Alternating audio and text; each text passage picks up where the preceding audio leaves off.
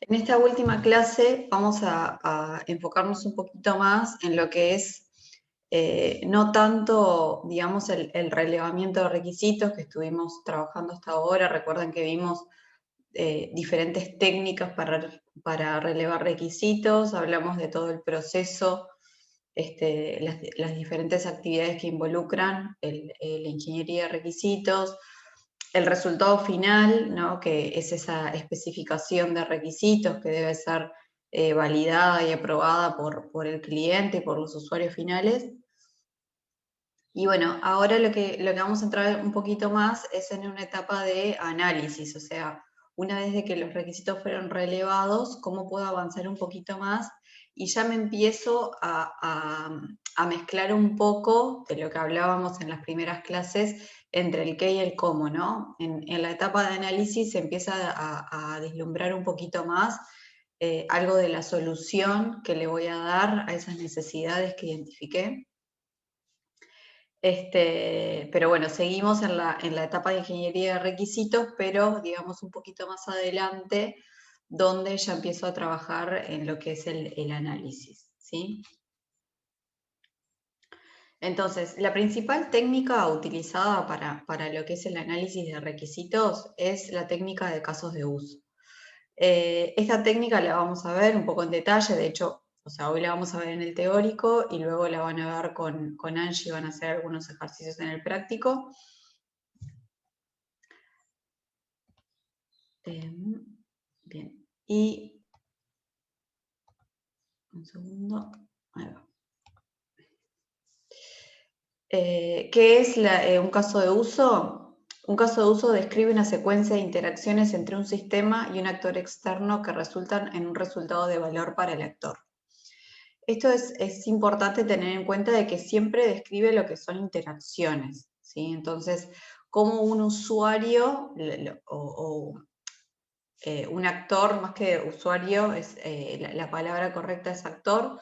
¿Por qué? Porque un actor puede ser un usuario persona o podría ser o un sistema, digamos. Entonces, siempre es importante la interacción que va a tener el sistema que yo voy a construir con cualquier actor externo, sea ese actor externo, un usuario u otro sistema, ¿sí? Y lo importante es que en esa interacción haya algún valor para el actor, ¿sí? Eso es lo importante respecto a las interacciones. Como decíamos, es una secuencia de interacciones o un conjunto de escenarios, ¿no? Esos escenarios son instancias del caso de uso. Entonces, un caso de uso lo que contempla es un conjunto de escenarios. Eso lo vamos a ver ahora a continuación. Son independientes del método de diseño y del lenguaje que se utilice para implementar, ¿no? Recuerden que todavía estamos como en un nivel de abstracción bastante alto, estamos en las primeras fases del proceso de desarrollo, estoy en la fase de ingeniería de requisitos, ya pensando en el análisis, pero todavía no me estoy metiendo tanto en el diseño de la solución y menos que menos en el lenguaje de programación que voy a utilizar. Bueno, como decíamos, ¿qué es un actor? Un actor puede ser un usuario, una persona o cualquier otro sistema que interactúa con el sistema que yo voy a construir, o sea, con mi sistema, para poder realizar el caso de uso. Entonces, denominamos actores a un actor que puede ser una persona o un sistema. Lo importante es que, o sea, es actor todo aquel que interactúe con el sistema que yo voy a construir. Este es un ejemplo de un diagrama de caso de uso que también vamos a entrar un poquito más en detalle y también lo van a ver como parte del práctico, que es una representación a alto nivel de cuáles son las principales funcionalidades, ¿no? Podemos decir que los casos de uso son las principales funcionalidades del sistema. Entonces, como ven acá, lo importante del diagrama de caso de uso es que define bien claro cuáles son las fronteras de mi sistema. Vieron que este cuadrado casi rectángulo que aparece acá en amarillo, eso significa que todo lo que está adentro de este cuadrado amarillo es todo lo que forma parte de mi sistema. ¿Qué tengo adentro? Las principales funcionalidades que voy a tener que implementar. Por ejemplo, obtener determinado material, solicitar un químico, disponer de ese químico, gestionar un inventario, etc.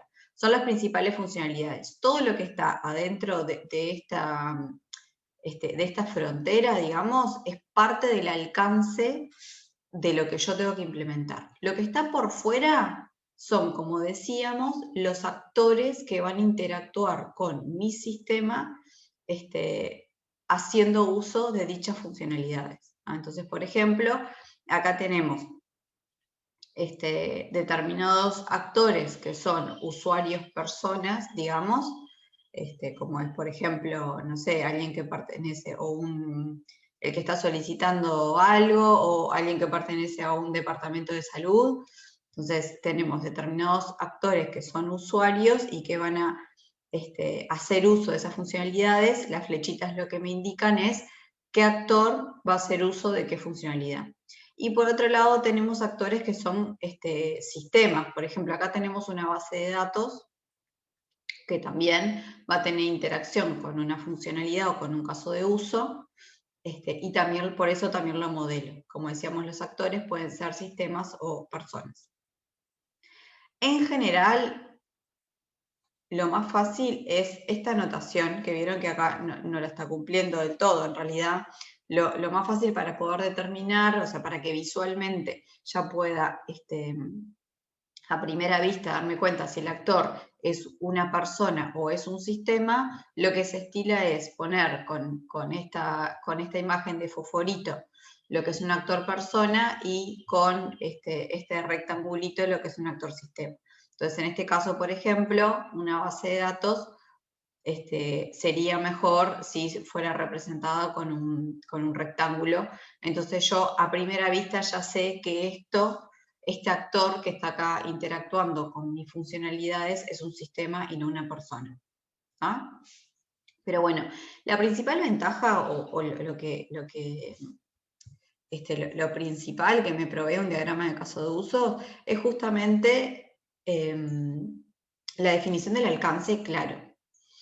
Yo sé que todo lo que está dentro de estas fronteras va a ser parte de lo que tengo que implementar. O sea, cada uno de estos globitos son las principales funcionalidades o llamados casos de uso que van a ser parte de mi sistema. Lo que está por fuera de estas fronteras van a ser usuarios, lo que decíamos, usuarios, sistemas que interactúan con el mío. ¿Ah? Pero bueno, lo importante es que ya a partir del diagrama de caso de uso ya puedo empezar a definir y a clarificar lo que va a ser el alcance del sistema construido. Si yo tengo otros casos de uso, otras funcionalidades que no son parte de mi sistema, no deberían estar acá. Por ejemplo, si también el mismo usuario va a hacer uso de otra funcionalidad, pero que forma parte de otro sistema, acá no va a quedar representado, porque acá va a quedar solo representado aquellas funcionalidades que forman parte del sistema que voy a construir. Bueno, ¿qué contiene un caso de uso? Un identificador único para poder justamente identificarlo, una breve descripción, una precondición, una postcondición y una lista enumerada de pasos que muestran la secuencia de interacciones entre el actor y el sistema. Ahora vamos a ver un poquito más en detalle. La descripción tiene que ser una descripción breve, alto nivel, del caso de uso y del flujo de acciones que comprende. Acá tenemos un ejemplo. Tenemos un caso de uso que es realizar una transferencia y en la descripción decimos, este caso de uso comienza cuando un usuario se loguea al sistema y le indica que desea realizar una transferencia. El usuario indica la cuenta de origen y destino de la transferencia y el monto de la misma. El sistema se comunica con el banco, el cual realiza la transferencia especificada. Digo que la descripción es algo breve, que lo que me da como una introducción de sobre cuál va a ser el objetivo o de qué va a tratar el caso de uso que voy a especificar a continuación. Luego tenemos las precondiciones. ¿Qué son las precondiciones? Son aquellas condiciones que se deben cumplir en el sistema para que se pueda iniciar el caso de uso. O sea, uno da por hecho que en el momento que se inicia el caso de uso, estas precondiciones fueron dadas.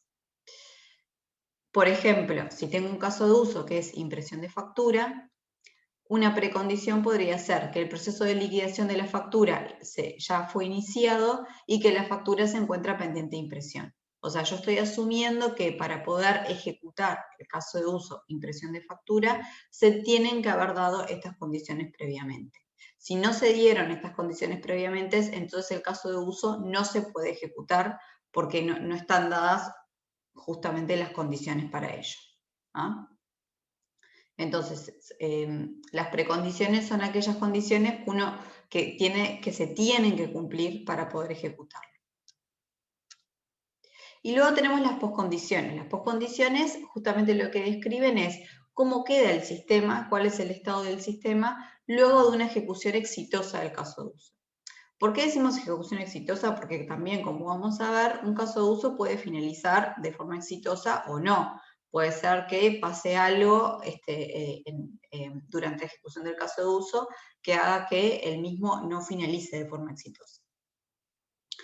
Entonces, lo que describe la poscondición es, bueno, en el caso de que el caso de uso se ejecutó con éxito, ¿cuál es el estado del sistema? Entonces, acá tenemos un ejemplo, un caso de uso, balance contable anual, la poscondición, el ejercicio contable queda cerrado, esto implica que a partir de ese momento no es posible registrar nuevos asientos contables para ese ejercicio. ¿Sí? O sea, ese es el estado final del sistema una vez que finaliza de ejecutarse el caso de uso. Bueno, y luego tenemos lo que son los diferentes pasos, secuencias o escenarios que llamamos, ¿no? Recuerden que dijimos que un caso de uso está compuesto por un conjunto de escenarios, ¿no? Esos son los que llamamos flujos. Tenemos un flujo normal y uno o varios flujos alternativos. El flujo normal, o también llamado el flujo principal, muestra la secuencia de pasos más común que se lleva a cabo para la ejecución del caso de uso. Esto es un flujo exitoso, ¿no? Que hace que, como decíamos, el caso de uso finalice con éxito, o sea, que tenga un resultado de valor, y es el más común, porque pueden haber varios que terminen de forma exitosa, pueden haber varios caminos o varias formas de llegar a lo mismo y que termine de forma exitosa, pero bueno, este es una forma exitosa de finalizar el caso de uso y que es el más común de llevar a cabo. ¿Ah? Además del flujo principal, el caso de uso puede y en general tiene varios flujos alternativos. ¿Qué es un flujo alternativo? Y bueno, como dice la palabra, son escenarios alternativos al principal, ¿no? Casos particulares que se pueden dar en el medio del escenario o algún error que podría suceder. Por ejemplo, no sé, estoy queriendo realizar una transferencia bancaria y el sistema me dice, en este momento no está disponible. Entonces, eso es un flujo alternativo, algo que podría suceder en el medio del caso de uso, digamos. En este caso, si el flujo alternativo sería que no se puede acceder al sistema, que está indisonible, estaría terminando mi caso de uso de forma no exitosa, ¿no? Porque no estoy pudiendo realizar la transferencia. Pueden haber uno o varios flujos alternativos, lo más normal es que haya varios, porque yo puedo pensar varias cosas, ¿no? Alternativas o varios caminos posibles que puedan darse durante la ejecución del caso de uso normal y que hagan que ese flujo se desvíe del éxito, ¿no? O del caminito feliz. Entonces acá lo que vemos es cómo sería un flujo normal, o sea, visualmente, ¿no? Gráficamente, cómo sería un flujo normal y cómo podría ser un flujo alternativo. ¿Ah? Entonces, recuerden que dijimos que los flujos normales y alternativos son una secuencia de pasos. ¿Sí? Entonces, tengo un flujo normal donde tengo, como decíamos, una precondición que se tiene que cumplir para yo poder comenzar a ejecutar ese caso de uso. Entonces voy a tener una serie de pasos que voy a cumplir durante la ejecución del caso de uso y una vez que finalizo, se cumple la poscondición, ¿no? Que recuerden que era el estado en que quede el sistema una vez que finaliza de forma exitosa.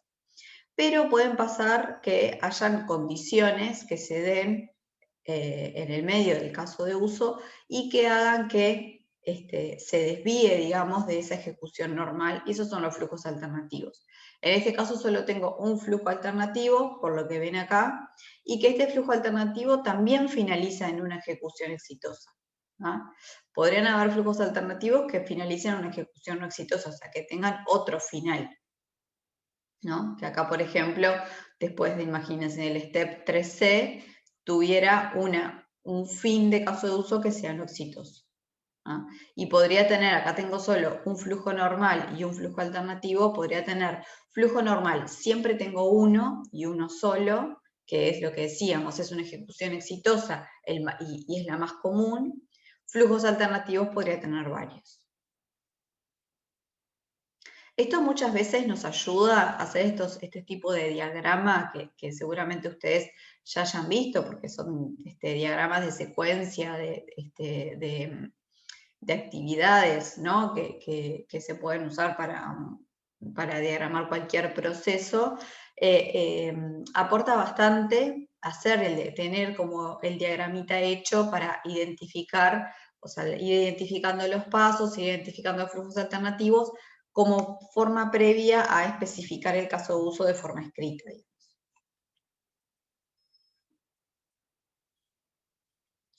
Bueno, acá vemos en detalle cómo se especifica el paso a paso de un flujo normal.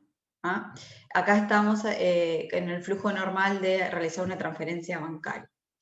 Entonces, como ven, se enumeran cada uno de los pasos y siempre lo que tengo que decir, primero que nada, es quién es el que está realizando esta acción. Si es un actor, qué actor es, o si es mi sistema. Cuando digo el sistema, siempre me estoy refiriendo al sistema que yo voy a construir, ¿no? A mi sistema.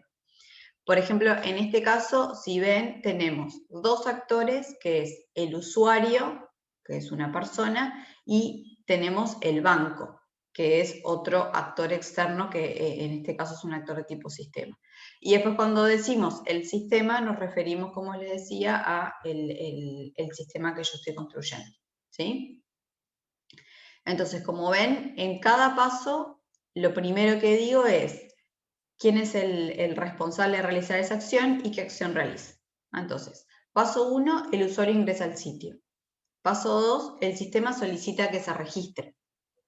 Paso 3, el usuario ingresa sus datos. Vieron que es el paso a paso de cómo, lo que decíamos al principio, la interacción que se da entre mi sistema y los actores, ¿sí? Es sistema, actor, sistema, actor. El usuario ingresa sus datos, luego el sistema envía los datos al banco, que como decíamos, el banco es otro actor externo, o sea, de tipo sistema. El banco valida los datos, luego el sistema le permite al usuario ingresar y le ofrece un menú de servicios, ¿sí? El usuario indica que quiere realizar una transferencia. Entonces el sistema le lista las cuentas del usuario. Luego el sistema también le pide al usuario que seleccione la cuenta de origen de la transferencia de la lista o que la ingrese manualmente. Entonces el usuario selecciona una cuenta origen de la transferencia de la lista, ¿sí? Vieron que acá, por ejemplo, ya tenemos un branch posible, una decisión, porque dice, bueno, el sistema le pide que seleccione el origen de la transferencia desde una lista o que la ingrese manualmente. Y lo que estamos diciendo es que el flujo principal, o sea, ¿qué es lo más común que suceda? Y que el usuario lo seleccione de una lista, no que lo digite manualmente, porque lo más común es que ya lo tenga precargado en su lista. ¿Ah?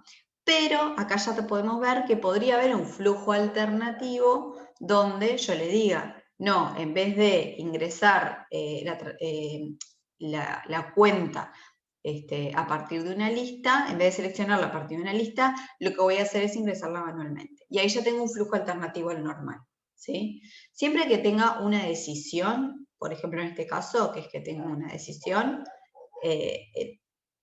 en general, siempre que tengo una decisión, tengo un flujo alternativo por atrás. ¿sí? Porque en realidad yo en el flujo normal lo que hago es seleccionar una opción, la más común, como decíamos, y luego voy a tener un alternativo que me muestre, bueno, ¿qué hago si yo selecciono la otra opción? Bien, entonces el sistema le pide al usuario que seleccione la cuenta de destino de la transferencia de una lista o que la ingrese manualmente. Lo mismo, aquí podría tener también otro flujo alternativo que sea que la ingrese manualmente, porque en el normal estoy diciendo que la selecciono de la lista. Luego le pide al usuario que ingrese el monto de la transferencia. El usuario ingresa el monto de la transferencia. El sistema se comunica con el servidor del banco y le indica que desea realizar una transferencia entre las cuentas especificadas y con el monto indicado. Entonces el banco realiza la transferencia especificada e indica que la transferencia se realizó con éxito. El sistema actualiza el monto de las cuentas involucradas, o sea, tiene que hacer un débito y un crédito, y el sistema notifica al usuario que la transferencia se efectuó correctamente. Y acá finalizó el caso de uso de forma exitosa, ¿sí? ¿Por qué? Porque, bueno, se logró ejecutar la transferencia. Podría pasar, y ahora vamos a ver algunos flujos alternativos de ejemplo, que en el medio de la transferencia, no sé, el banco indica que la transferencia no se pudo realizar porque X motivos, porque no tiene saldo, porque el sistema no está disponible o por el motivo que sea. Entonces, podría suceder, yo puedo empezar a pensar, acá tengo lo que decíamos, acá tengo el flujo normal, ¿no? Como el flujo feliz. ¿Qué es lo que pasa en un caso en que es exitoso? Y un caso, lo que decíamos, el más común, ¿no? Lo más común que se dé es esto, ¿no? Entro al sistema del banco, pongo mis datos, selecciono cuenta de origen, cuenta de destino, monto, hago la transferencia y listo, terminé. En el medio pueden pasar muchas cosas y esos son los flujos alternativos. Esas muchas cosas que pueden pasar pueden hacer que el caso de uso termine exitoso o no. No significa los flujos alternativos no siempre terminan en un caso no exitoso. Pueden terminar en uno exitoso o no. Recuerden que flujo normal siempre hay uno solo, porque es el más común. Flujos alternativos pueden haber varios. Entonces, algunos flujos alternativos, el que ya me adelantaba, el usuario desea ingresar manualmente el número de cuenta origen, ¿sí? Miren bien la anotación que usamos. Dice 10A. ¿Qué significa 10A? Si yo voy al paso 10, donde dice que el usuario selecciona la cuenta de origen de la transferencia de la lista, lo que me está diciendo el 10A es que es un paso alternativo al punto 10. O sea, en vez de ejecutarse el punto 10 que dice acá, lo que voy a ejecutar, es el 10A. O sea que el usuario ingresa manualmente. ¿Sí? Entonces, eso es importante la anotación, o sea, el flujo alternativo siempre, para uno describir un flujo alternativo, tiene que decir a qué paso es alternativo ese flujo y se indica con una letra el que sea alternativo. Pueden haber varios flujos alternativos para el mismo paso, ¿sí? Imagínense, acá yo podría tener una opción de seleccionar de una, por ejemplo, selecciono de una lista o, como dice acá, selecciono la cuenta de origen de una lista, esto es el flujo normal. Un alternativo que sea ingresarlo manualmente y otro alternativo que sea, no sé, importarlo de una planilla Excel, por ejemplo. Y ahí tengo varios flujos alternativos en el mismo paso. En el mismo paso 10, yo tendría uno, selecciono una lista, el normal. Un alternativo lo ingreso manualmente, un alternativo A lo ingreso manualmente, un alternativo B lo importo de una lista, de una planilla Excel. Entonces, en ese caso, tendría el 10A ingresar manualmente el número de cuenta de origen y tendría un 10B que sería ingresar el número de cuenta desde una planilla. ¿Sí? Entonces, el A, B, C lo que indica es cuántos flujos alternativos tengo al mismo paso. Siempre comienzo con el A, si tengo 1 va a ser A, si tengo 2 va a ser A y B, si tengo 3 van a ser A, B y C, ¿sí? Esa es la nomenclatura que se utiliza. Y después, como ven, tengo A10, 1, A10, 2, 10 a 1, 10 a 2, 10 a 3, 10 a 4. Entonces, esos son, digamos, dentro del 10A, los diferentes pasos que voy a tener para este flujo alternativo. Entonces, si el usuario desea ingresar manualmente el número de cuenta de origen, ¿qué sucede? Primero el usuario selecciona que ingresa manualmente el número de cuenta. Luego el sistema le pide al usuario que ingrese el número de cuenta y el código del banco. El usuario ingresa, número de cuenta y código de banco, y acá dice vuelve al punto 5. ¿Sí? Entonces, si vemos el flujo normal, el punto 5, que es que el banco valida los datos, el sistema le permite ingresar de vuelta al usuario, le ofrece el menú de servicios. Esto está medio raro que vuelva al punto 5. No debería volver al punto 5, sino que debería ya pasar al 11, ¿no? Eso está mal y lo vamos a ajustar. Porque en este caso, ¿qué pasa? El usuario desea ingresar manualmente el número de cuenta, lo ingresa manualmente el número de cuenta y sigue adelante.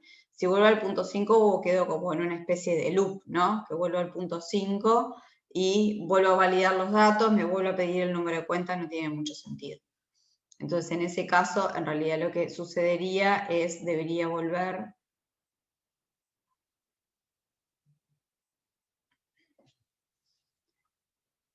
validar y volver al punto 11. ¿Está? Yo hago ese ajuste en la PPT y la vuelvo a subir.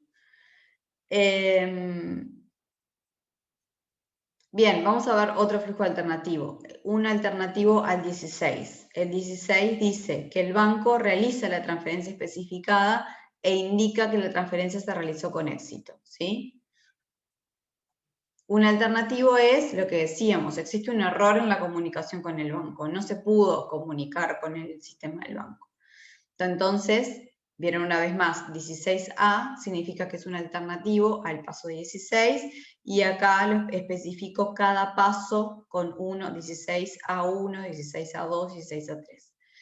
Entonces, en 16A1 el sistema no se puede comunicar con el banco, 16A2 el sistema informa al usuario que no se puede comunicar con el banco y termina el caso de uso. Acá tenemos un ejemplo de un fin de caso de uso no exitoso, que no es el fin de caso de uso del flujo normal, sino que es un fin de caso de uso no exitoso. ¿Sí? Todos los flujos tienen que terminar con un fin caso de uso. Sea exitoso o no exitoso, debería terminar con un fin caso de uso. Bien. ¿Dudas hasta acá sobre lo que son los flujos normales o flujos alternativos?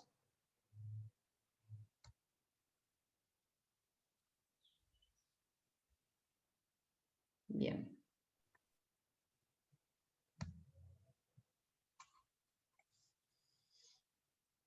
Seguimos entonces. Luego tenemos relaciones,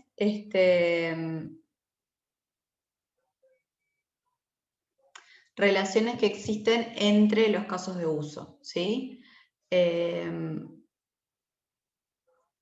Estas relaciones permiten definir casos de uso que ejecutan otros casos de uso. Tenemos relaciones de inclusión o relaciones de exclusión. Una relación de inclusión es cuando un caso de uso incluye a otro caso base. Se puede incluir otro caso de uso tanto en el flujo principal como en algún flujo alternativo. ¿Por qué puedo usar una relación de inclusión? Cuando tengo un caso de uso, un ejemplo claro, es por ejemplo lo que se muestra acá, es cuando yo tengo un caso de uso, ¿no? O digamos, parte de una funcionalidad que puedo encapsular y que voy a utilizar en varios otros casos de uso, eso es un caso claro en donde puedo usar una relación de inclusión. El caso más típico es como el caso de login, ¿no? O sea, cuando me quiero loguear, quiero ingresar a un sistema.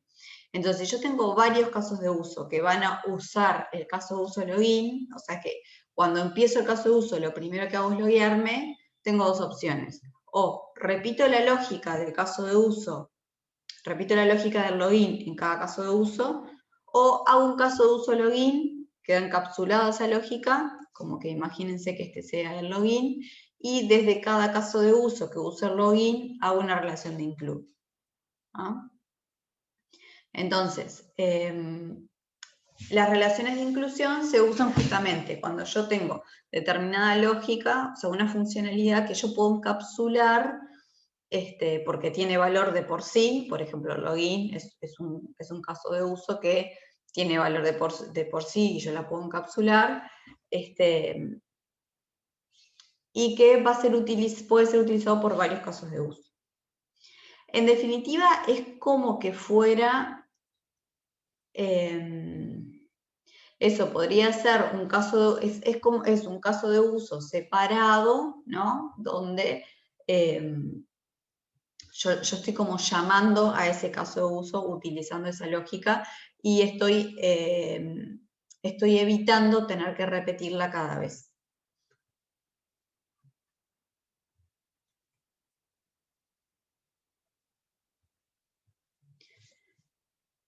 Bien, lo que decíamos, es como ejecutar la totalidad del caso de uso incluido y luego continuar con el punto siguiente del caso base. ¿Ah?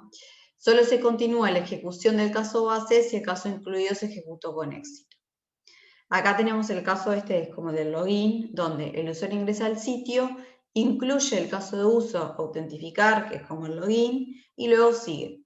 Si yo tengo varios casos de uso que van a usar el login, en vez de escribir toda la serie de pasos del login n veces por cada caso de uso donde yo tengo que usar el login, una buena práctica es usar esta relación de inclusión. O sea, hago un caso de uso de login, autentificar, y lo utilizo en cada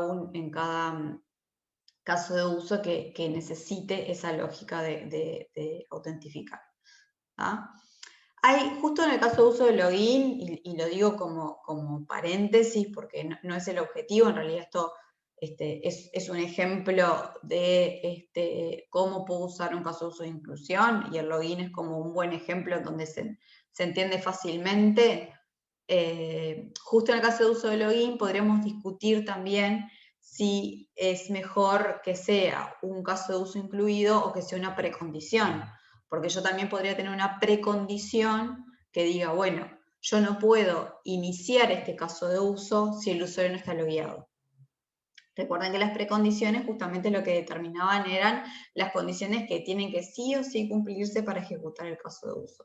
Entonces, puede ser otra opción posible de poner el login como una precondición de un caso de uso y no usarlo como un include. Las dos opciones son válidas, las dos opciones tienen sus ventajas, sus desventajas, pero nada, digo, lo comento como modo de paréntesis porque no quiero entreverar el objetivo de lo que, o la explicación, digamos, de lo que es la relación de inclusión, pero bueno, es algo que en general surge en las clases, decir, bueno, ¿por qué no puedo ponerlo como una precondición y lo tengo que poner como una inclusión? Se puede.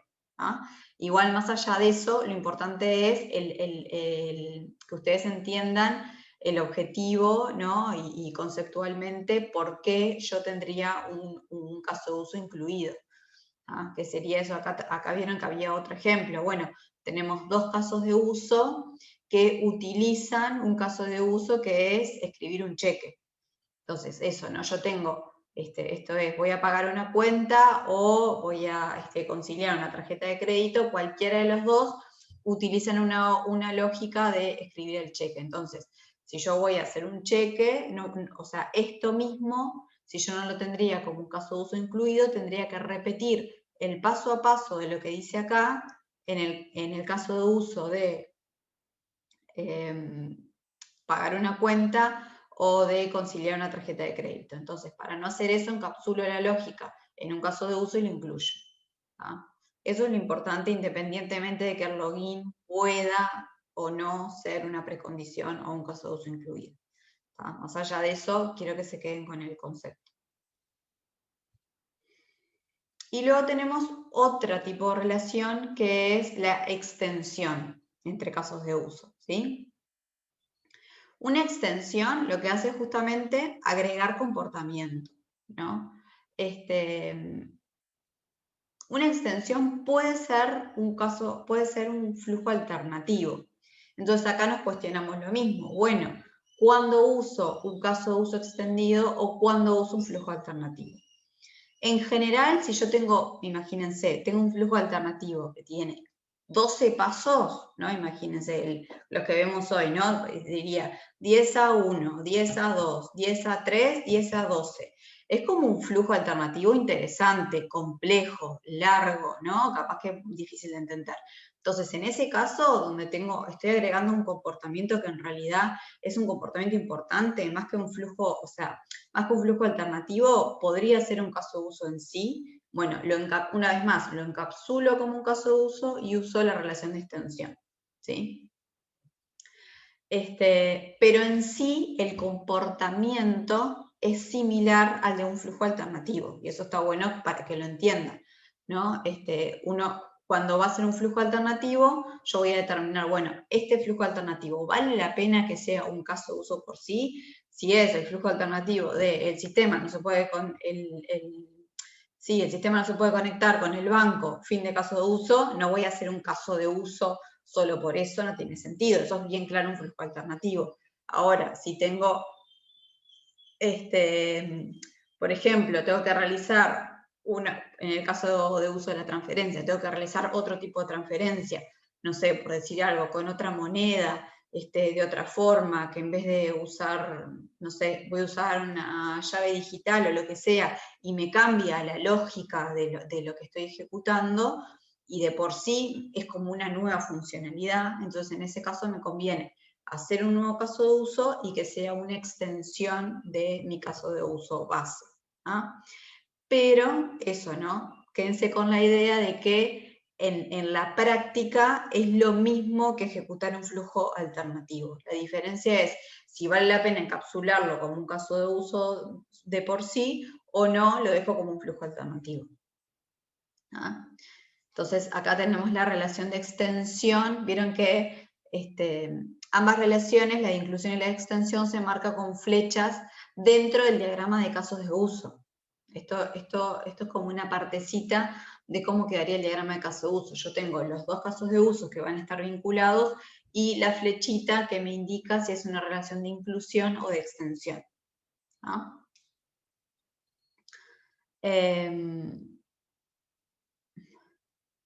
Bueno, por ejemplo, acá yo tengo el caso de uso de requerir un químico. Tiene como objetivo solicitar un químico de la proveeduría y tiene como alternativo solicitar el químico del vendedor.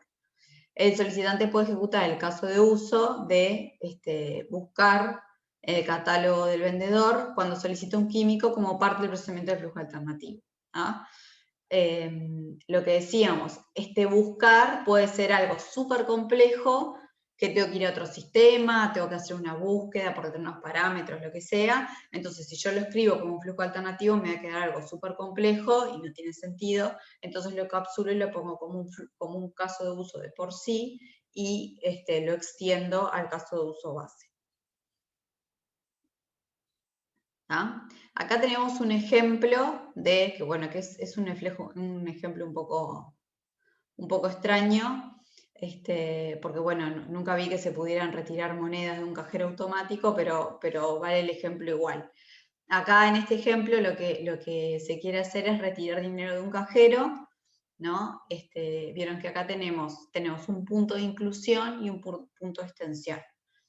Lo primero es que incluye el caso de uso de identificar cliente. Entonces, toda esa lógica de que decíamos que, recuerdan que estaba en el caso de uso de transferir entre cuentas, teníamos esa lógica que decía, selecciono el cliente, veo si, o sea, valido los datos, bla, bla, bla. Bueno, eso ahora lo que está haciendo es, bueno, encapsulo esa lógica en un caso de uso que es identificar cliente, ¿sí? Y ahí lo incluyo en este caso de uso. Entonces, el cajero despliega distintas alternativas: retiro, depósito, consulta. El cliente elige retiro, el cajero le pide cuenta y monto, el cliente los ingresa, el cajero envía el código de la tarjeta, el PIN, cuenta y monto al sistema de cajeros, el sistema le contesta OK, el cliente pide dispensar el dinero, el cajero dispensa el dinero, le devuelve la tarjeta e imprime el recibo. Y en el punto 8 tengo un punto de extensión que es poder retirar monedas. Cuando pide dispensar el dinero, en vez de dispensar el dinero en billetes, pide que sean monedas. Y para eso se genera un punto de extensión como un nuevo caso de uso que es retirar monedas. Entonces el cliente elige retirar monedas, especificando el tipo de monedas y la cantidad de rollos. El cajero calcula el importe a retirar para cada moneda, el total y lo muestra, y el cliente confirma. Entonces acá tenemos como una lógica encapsulada que se identificó que esta lógica en realidad no quería hacerse como un flujo alternativo por su complejidad o porque también lo tengo que repetir en otros casos de uso. Entonces por diferentes motivos se definió que esto debería ser un caso de uso aparte, ¿sí?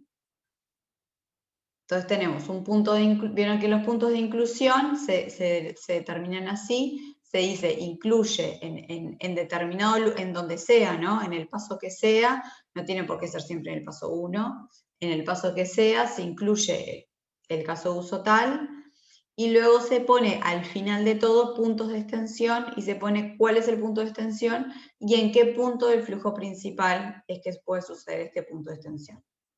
¿Sí? Esa es la forma de especificarlo en la descripción del caso de uso.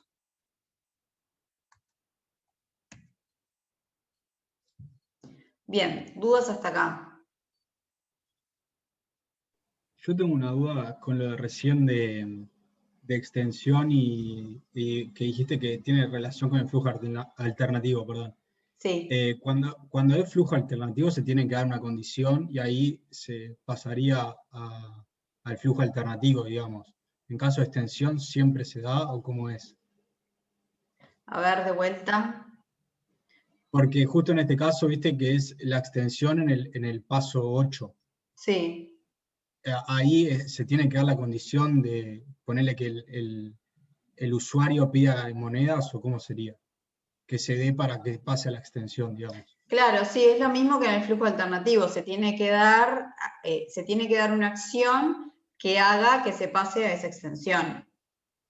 O sea, en realidad es lo mismo, es por eso es lo que decía, que el comportamiento en sí es igual que el del flujo alternativo. Lo que cambia es si vale la pena, es como esa decisión de vale la pena tenerlo como un caso de uso separado o porque es complejo, porque es una lógica interesante y me interesa que quede como un caso de uso, porque varios casos de uso lo van a usar como un punto de extensión. O sea, por todos estos factores de decisión vale la pena tener como un caso de uso aparte, o lo dejo como un flujo alternativo. Pero en sí el comportamiento es igual. Está bien. Bien, gracias. No, de nada. ¿Más dudas?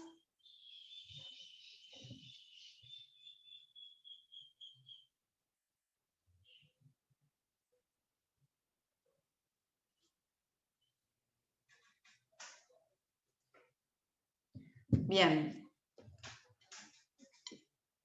Seguimos.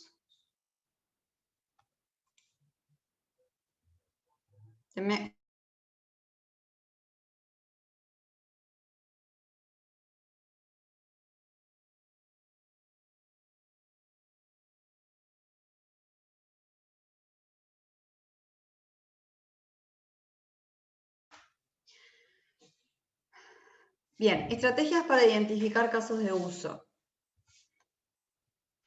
Identificar primero los actores, luego los procesos que serán soportados por el sistema Y por último, definir los casos de uso para las actividades en las cuales interactúan los actores y el sistema. ¿Sí? O sea, tengo que saber cuáles son, recuerden, los actores son aquellas personas o sistemas que interactúan con mi sistema. ¿Ah? Definir los actores es fundamental, saber, bueno, quiénes van a ser esos usuarios o quiénes van a ser esos otros sistemas que van a interactuar con mi sistema, y bueno, cuáles son los procesos que va a soportar mi sistema, y luego los casos de uso, que lo que decíamos, son como esas principales funcionalidades que vamos a tener que implementar en mi sistema.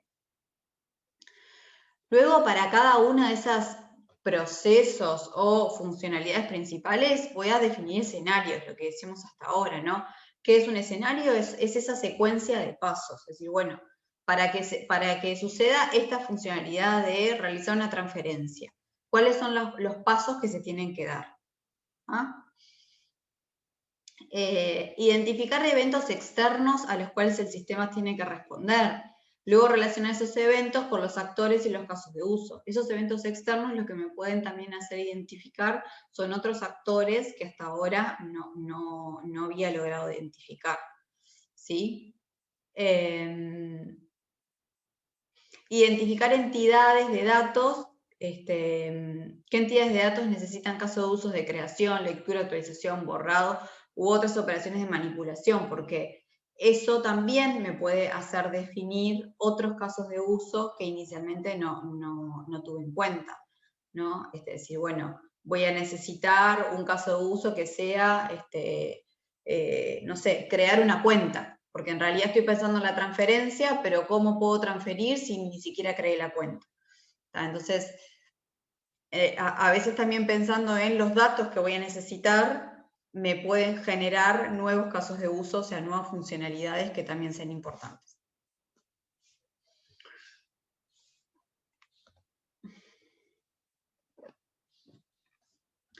Bueno, consideraciones importantes. No tratar de forzar a que todos los requisitos sean contemplados por los casos de uso. En algunos casos no aporta demasiado valor hacerlo. Recuerden que dijimos cuando empezamos que acá estamos como en un paso siguiente al relevamiento de requisitos. Cuando yo estoy especificando los casos de uso, los requisitos ya están relevados. O sea que los requisitos van a ser una base para poder especificar mis casos de uso. Entonces, significa que absolutamente todos los requisitos y otros especificados tienen que estar contemplados 100% de los casos de uso, y no, capaz que en algunos casos no aporta valor que sea así, y no tengo que forzar a que sea así. Lo importante es que los casos de uso modelen las principales funcionalidades de mi sistema y me ayuden en el análisis y en la comprensión de esos requisitos, ¿sí? Pero no significa que tenga que cubrir el 100% de los requisitos que tenga relevados. Tienen que ser concretos y mantenerse dentro de los límites de los casos de uso.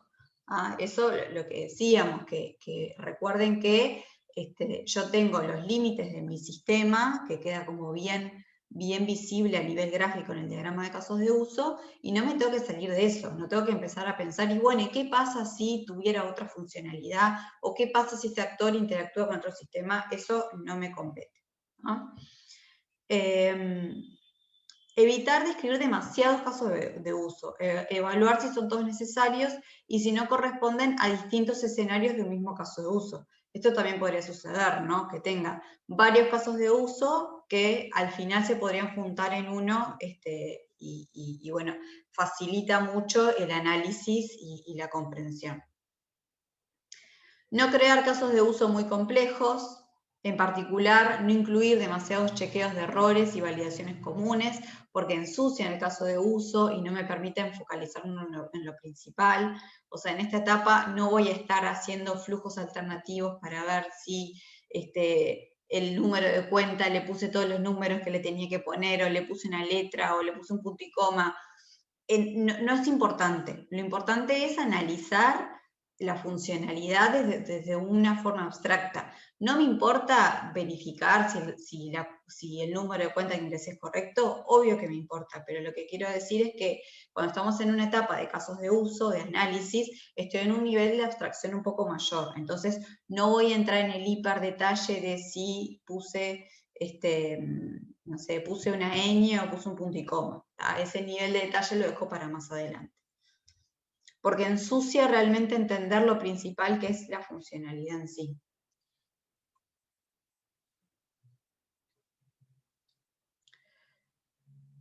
Bueno, los casos de uso no tienen por qué desarrollarse por completo de una vez, ¿no? En particular, no utilizar demasiado tiempo en otras actividades que comienzan, en detallar casos de uso que sean utilizados como insumo para otras actividades que comienzan dentro de unos meses o años. ¿Ah? Puede ser, como decíamos, esto lo dijimos también en las primeras clases, puede ser algo iterativo, ¿no? Algo incremental de, bueno, ahora tengo una primera versión del caso de uso con lo principal y a medida que tengo más información lo voy complementando. No deberían incluir detalles de la interfaz gráfica. ¿Ah? Sí, el documento de análisis, cuando se elabora el documento de análisis, debería contener y puede contener pantallas, digamos, que me especifiquen, que me muestren. Recuerden cuando hablamos de los prototipos, puedo tener pantallas que me muestren como diferentes ejemplos de las interfaces gráficas, pero no se incluyen dentro del caso de uso. Podrían sí ser parte de un documento de análisis, pero no dentro del caso de uso, no es lo común. No debería incluir información de diseño o de desarrollo, lo que decíamos, estamos en una etapa de análisis, recién estamos empezando a trabajar en el cómo, en la solución, pero no en un nivel bajo como es en el diseño o en la implementación. ¿Ah? Y bueno, y escribir los casos de uso para que sean entendidos por los usuarios. Recuerden que este también va a ser un documento que va a ser validado por los usuarios y como tal tiene que ser entendido por ellos, ¿sí? Entonces es importante que, bueno, vieron que si uno lee el paso a paso, el 1, 2, o sea, los diferentes pasos que tiene el caso de uso, si uno los va leyendo, en realidad son súper entendibles por cualquier persona, ¿no? Entonces eso es lo importante, que un usuario final que está por fuera del contexto del proceso de desarrollo y que no tiene por qué conocer la nomenclatura que se utiliza en un equipo interno de desarrollo, pueda entender realmente cuál es el paso a paso de los casos de uso. Bien, ¿dudas hasta acá?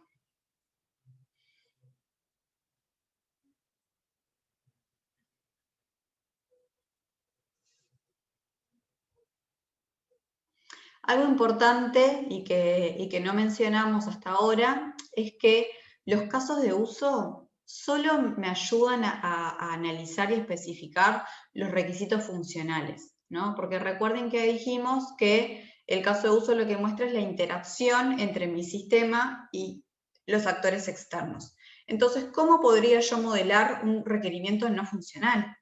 ¿Cómo podría yo modelar con un caso de uso que mi sistema tiene que responder en menos de 3 segundos? O que mi sistema tiene que poder tener una buena usabilidad, lo cual significa que tiene que poder, que un usuario puede aprender a usarlo en menos de X tiempo.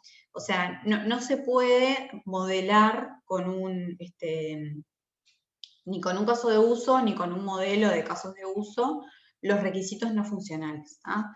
Los casos de uso muestran interacción. Como tal, lo que muestra son los requerimientos funcionales. No puedo modelar con un caso de uso un requerimiento no funcional. Una consulta, Carolina. Sí. Los casos de uso los define, digamos, el equipo de sistemas, no tienen nada que ver con el cliente, ¿no? Con el cliente solo los requisitos. Sí, es lo que les decía, los define el equipo de desarrollo, digamos, el equipo de analistas de desarrollo, pero luego es importante que lo valide el cliente. Por eso decíamos que tiene que ser como entendible por los usuarios, pero sí, lo especifica el equipo de desarrollo. Perfecto, gracias. Lo valida el cliente y los usuarios. Obviamente que durante la especificación, o también se puede hacer en conjunto, pueden haber reuniones de validación en el medio, ¿no? Pero el responsable siempre es el equipo de desarrollo, que es el que tiene el expertise para hacer esto.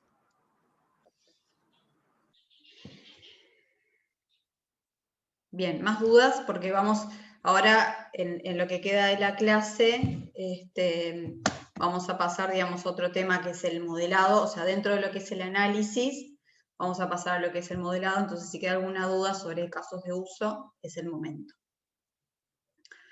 Si no, como les decía, esto lo van a seguir viendo es un tema importante, el tema de de casos de uso, sobre todo porque es una técnica bastante utilizada, aún es bastante utilizada en la industria, entonces también está bueno que ustedes, si el día de mañana se encuentran con una documentación de un caso de uso, entiendan de qué están hablando y digamos, qué significa, ¿no? Tener ese conjunto de pasos especificados, o que vean un diagrama de casos de uso con esos globitos y que realmente entiendan, bueno, qué significa que tenga esos globitos ahí encerrados en un cuadrado, en un rectángulo. Entonces, por eso está bueno que conceptualmente entiendan qué es un caso de uso y cómo se modela. Pero bueno, lo van a seguir viendo en el práctico y también en el obligatorio.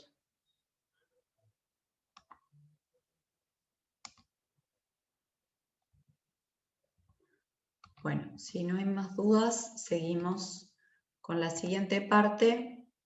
Ahora lo que vamos a ver son algunos ejemplos de modelado del sistema. Solo para que tengan en cuenta, no pretendo o no pretendemos que se aprendan todos los modelos que vamos a ver ahora. Es más que nada a modo de ejemplo que les mostramos las diferentes formas de modelar que existen, y eso para que lo que les decía, para que si el día de mañana se enfrentan con un modelo de este tipo, por lo menos lo reconozcan y sepan, ah, mirá, sí, este es un modelo donde veo las principales funcionalidades, o esto es un modelo de diseño, o esto es un modelo donde puedo ver las actividades. Entonces, eso, ¿no? El objetivo es que más que nada queden familiarizados con estos modelos y no que se aprendan de memoria para qué es cada modelo y cómo se usa, y no pretendemos tampoco que aprendan a hacer estos modelos. ¿Ah? Es más que nada para que los sepan reconocer y sepan para qué se usa.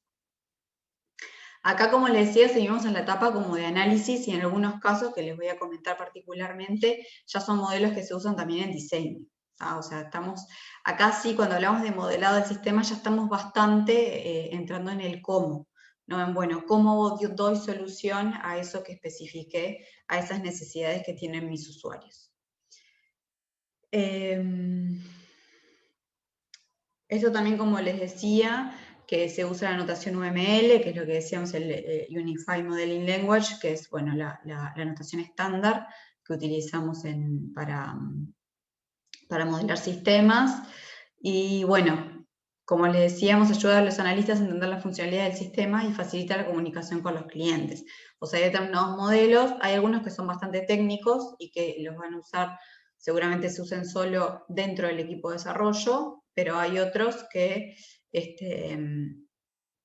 también se pueden usar para facilitar la comunicación con los clientes o los usuarios, ¿sí?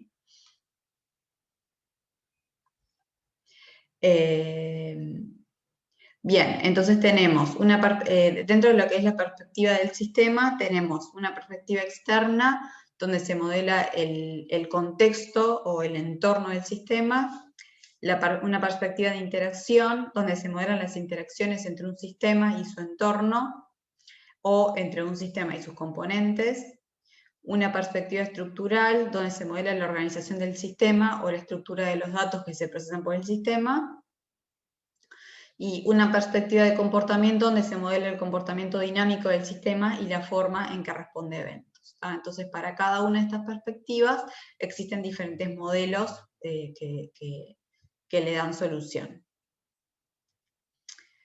Dentro de la perspectiva del sistema, tenemos, los más usados son los diagramas de actividad, que esto, como les decía, los diagramas de actividad seguramente ustedes ya los conozcan y los utilicen para otros objetivos. Es el típico como flujo de actividades, ¿no? de un proceso.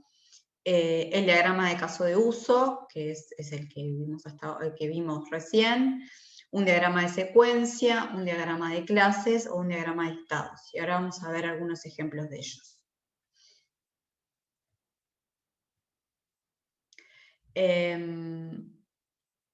Bueno, esto es un poco lo que decíamos. ¿Para qué puedo usar modelos gráficos? Y bueno, facilita la discusión acerca de una solución, ¿no? Es lo que también decíamos al comienzo, no es lo mismo discutir en base a la nada que tener un modelo base para empezar a trabajar, destruir o construir en base a él, ¿no? Entonces, tener como un modelo en el cual basarse facilita mucho la discusión.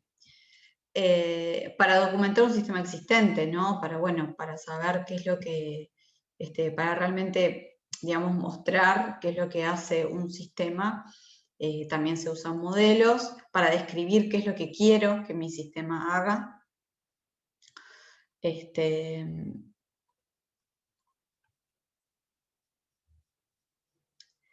Bien, dentro de los modelos de contexto,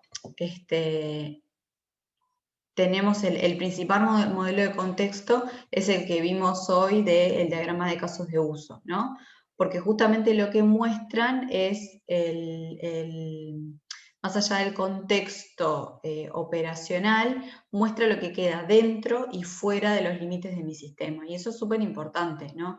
Realmente entender el alcance de lo que queda dentro y fuera de mi sistema. Este es el ejemplo de lo que les decía, que vimos hoy. El típico modelo de contexto y el más utilizado es el diagrama de casos de uso, donde yo tengo claramente identificada la frontera de mi sistema, cuáles son las principales funcionalidades, cuáles son los actores y cómo interactúan esos actores con las funcionalidades de mi sistema.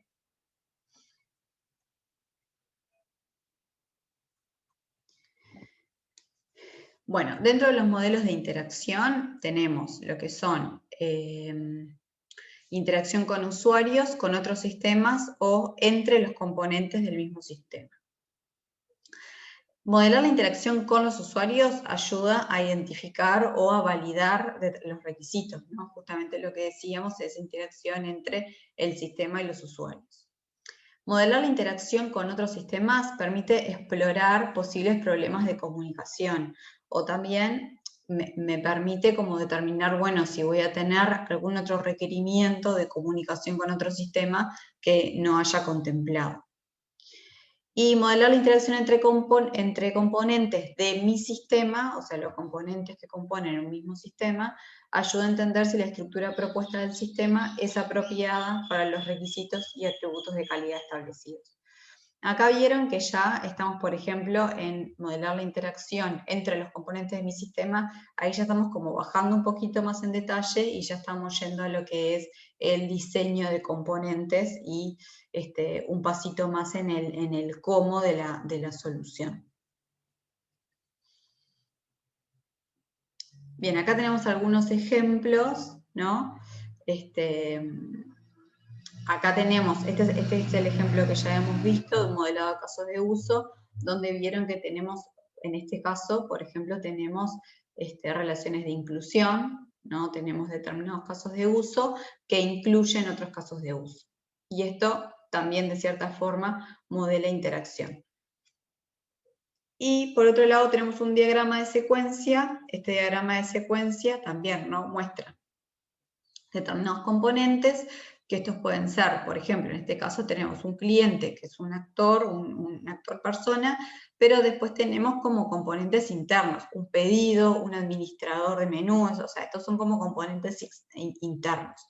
Entonces lo que muestra el diagrama de secuencia es cómo justamente, cuál es la secuencia que sucede para dar solución a determinada funcionalidad. Esto ya es un nivel de análisis bastante mayor. Este tipo de diagramas es un diagrama que se utiliza bien interno en el equipo de desarrollo. No es un diagrama que vaya a validar con un usuario o con clientes, porque como ven, tiene como un nivel de detalle bastante específico, salvo que el cliente sea un cliente técnico. En ese caso sí lo puedo validar con él, pero en general este tipo de diagramas se utilizan más para analizar y diseñar el sistema y para uso del equipo de desarrollo interno y no para validar con el cliente. O sea, por ejemplo, el modelo de caso de uso es un modelo que perfectamente puedo validar con el cliente. Un diagrama de secuencia, salvo que el cliente sea técnico, difícilmente lo puedo entender.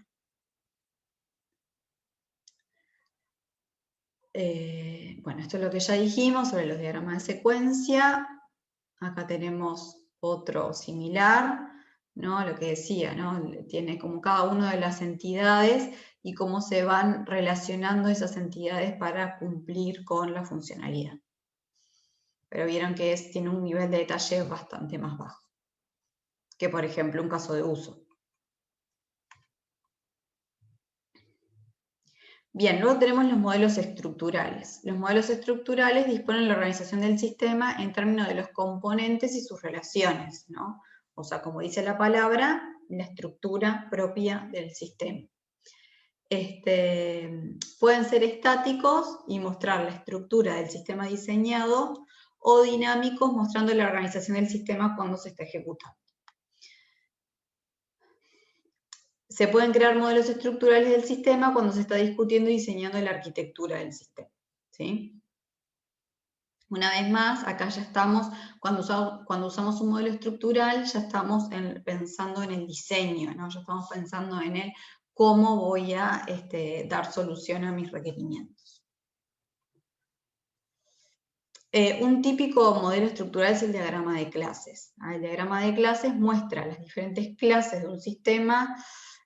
Por clases podemos llamarle a los conceptos o las principales entidades que forman parte de mi sistema y cómo se vinculan entre ellos.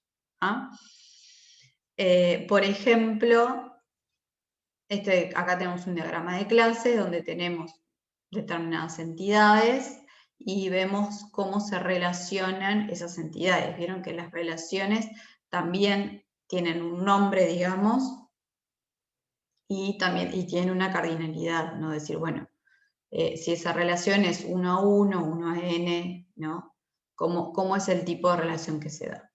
Una vez más, acá ya estamos entrando como en la fase de diseño, y tampoco podemos pretender que un cliente o un usuario no técnico entienda este tipo de diagramas, ¿tá? También es como bien para uso interno del equipo.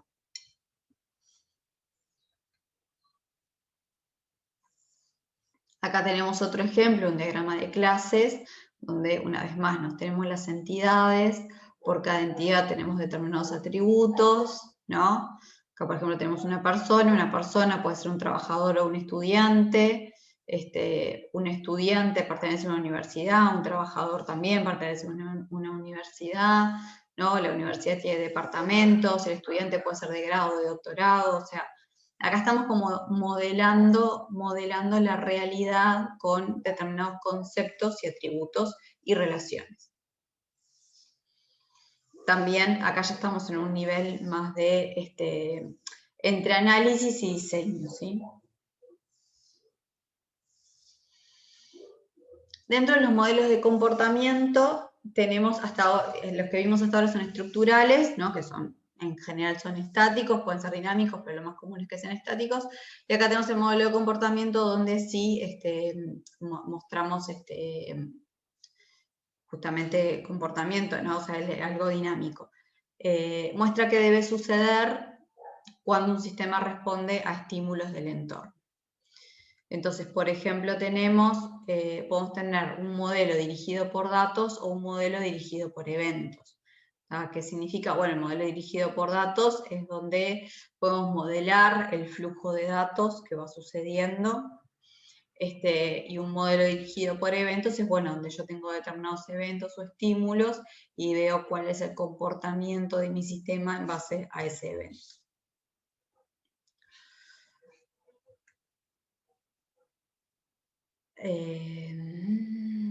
Esto lo pasamos porque no es importante. Bueno, en el modelo dirigido por datos, el típico diagrama es el diagrama que llamamos de andariveles, que es, ahora cuando lo veamos van a ver que seguramente lo vieron con algún otro objetivo o en alguna otra asignatura. Representamos cuáles son los pasos de mi proceso, digamos, cuáles son los actores u otros sistemas que intervienen y de qué forma es el flujo que se va dando, ¿no? Entonces, por ejemplo, acá tenemos, bueno, todos los actores que intervienen, cada uno de los rectangulitos estos que se muestran son las actividades que se van dando. También tenemos actividades de nodos de decisión, donde dependiendo de la respuesta pasa una cosa o pasa la otra. Y bueno, este es como un típico diagrama de actividades, ¿no? O se llama diagrama de andariveles, pero también le pueden llamar diagrama de actividades. Lo importante es que, bueno, los andariveles en realidad lo que muestran es el responsable de ejecutar esa tarea, y después se va mostrando el paso a paso de cómo fluye eso a lo largo del proceso. Pero también esto se puede usar para modelar cualquier tipo de proceso. Y luego tenemos el diagrama de estados y transiciones y la tabla de estados, que bueno, lo que representa es justamente cómo se modelan los diferentes estados por los que va pasando un sistema. Contiene justamente los estados, las transiciones y los eventos que causan ese cambio de estados. Entonces acá tenemos un ejemplo de un diagrama de estados donde cada uno de los rectángulos en amarillo muestra los diferentes estados, y las flechitas lo que muestran son los eventos que hacen que se pase de un estado al siguiente. ¿Sí? O sea, cómo hago para pasar de un estado a otro. Lo mismo se puede representar con una tabla, es decir, bueno, pongo todos los estados como filas y columnas y digo, bueno, ¿cuáles son los eventos que tienen que suceder para pasar de un estado al siguiente? O sea, es lo mismo representado en formato de diagrama o en formato de tabla.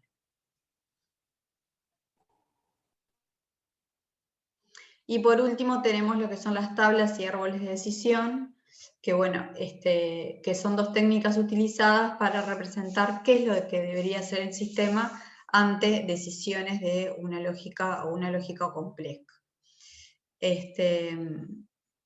Que bueno, lo mismo, ¿no? O sea, la tabla y el árbol muestran la misma información, pero en diferentes formatos. Acá tenemos, bueno, dado una decisión, qué sucede si opto por una opción o la otra, ¿no? Y bueno, y así voy armando mi árbol de decisión de decir, bueno, cuáles son todos los posibles caminos que puedo ir construyendo y cuál es el resultado de cada uno de esos caminos. Lo mismo está representado en esta tabla. Es exactamente lo mismo representado como un diagrama o como una tabla. Sí. Fui un poquito rápido porque justamente como les decía, no pretendo que sepan de memoria todos los diagramas que existen o las diferentes formas de modelado que existen. Simplemente lo que me interesa es que les suenen estos conceptos, que sepan que si ven alguno de estos diagramas, por lo menos sepan para qué son y bueno, digan, sí, este diagrama era el que vimos, de que, bueno, que me permite modelar las decisiones, o que me permite modelar el comportamiento, o que este es un diagrama estructural que muestra las entidades y las relaciones. O sea, a ese nivel de, bueno, de por lo menos ver un diagrama y saber conceptualmente para qué uso ese diagrama.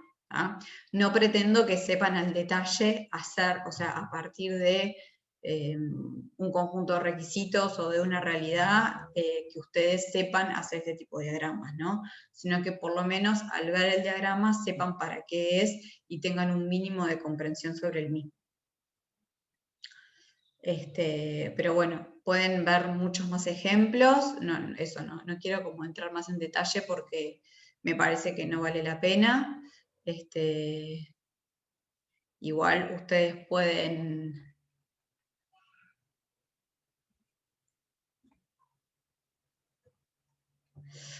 bichar un poco más y eso, buscar ejemplos, que está lleno de ejemplos por donde quieran ver. Bien, ¿dudas?